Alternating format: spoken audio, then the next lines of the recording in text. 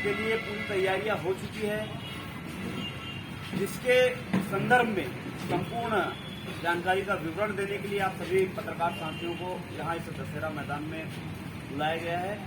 और आगामी संपूर्ण जानकारी देने के लिए मैं समिति के अध्यक्ष और परंपरा का निर्वहन करते हुए, जैसा कि इस मैदान में 150 साल का जो इतिहास है, अपने पौराणिक और सांस्कृतिक धरोहर को सहेजते हुए जो आयोजन को हम लोग करते हैं, जिसमें रामलीला की मंडली दुधाधारी मठ से निकल करके यहाँ आती है और रामलीला का मंचन करती है।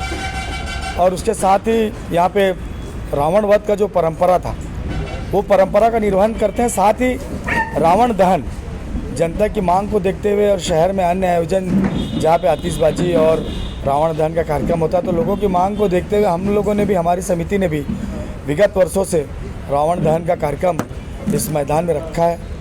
और साथ ही उसमें भव्य आतिशबाजी भी की जाती है। आतिशबाजी हमारे बम्बई के कलाकारों के द्वारा की जाती है।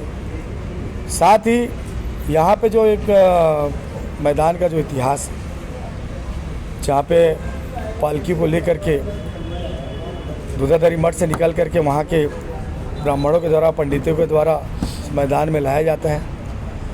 कहा जाता है कि जो बालाजी की पालकी है वो उनकी संपत्ति है, ये चारों तरफ में, जिनका वो साल में एक बार निरीक्षण करने निकलते हैं और दर्शनार्थ जनता को वो इसी बहाने जनता के बीच में आते हैं। और जब यहाँ से रावण दहन होता है और वापसी जब जाती है, तो उनका एक एक घर में उनका जो है पूजा किया जाता है, स्वागत किया जाता है। तो कहीं ना कहीं वो परंपरा आज भी हमारे द्वारा, जो हमारी समिति के द्वारा हम लोग उसको निर्वहन कर रहे हैं।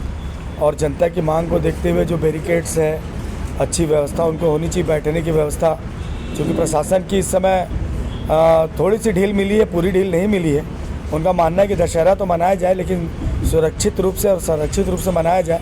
तो जैसा कि आप देख रहे हैं, बैरिकेड पहले हम लोग 5 से 7 हज़ार लोगों की बैठने की व्यवस्था करते थे, और इस बार हमने 2000 लोगों की व्यवस्था की है, जिसमें हमने ये भी तय किया है कि जो लोग वैक्सीनेटेड है, हमारे समिति से वो लोग संपर्क करते हैं बाय द वे पास के लिए, तो वो वैक्सीनेटेड है कि नहीं, उस चीज़ का मांग करते हैं, क्योंकि वो लोग एक जगह में बैठेंगे। घूमने वाले तो चारों तरफ घूमते रहते हैं, प्रशासन की जिम्मेदारी में रहेगी कि वो लोग घूम रहे हैं तो किस व्यवस्था में घूम रहे हैं। अभी हम हमारी समिति के लोग कलेक्टर साहब से मिलने गए थे। सबसे पहले तो प्रशासन की हम लोगों को अनुमति आवश्यकता थी कि यदि हम दशहरा मनाते हैं तो हमको क्या करना पड़ेगा। तो कलेक्टर साहब ने कहा कि आप जहाँ पे बैठाने की व्यवस्था रखते हैं, पहले आप उस व्यवस्था को उचित व्यवस्था करें कि वहाँ पे बैठने वाले लोग दूरी बना करके बैठें। पहले आप जितनी व्यवस्था देते थे उसका आधा करें। तो मैंने कहा सर कि वो बैठने की व्यवस्था तो हम कर लेंगे, क्योंकि बहुत बड़ा मैदान है, मेला है, और वहाँ पे इतने सारे लोग आएंगे तो उनको हम सबको तो संभाल नहीं पाएंगे, तो हमको आपकी आवश्यकता रहेगी। तो आप उससे कैसे सुरक्षित करेंगे। तो वो शाम को फिर मैदान घूमने भी आए, फिर मैदान को देखा कि हाँ बहुत बड़ा है।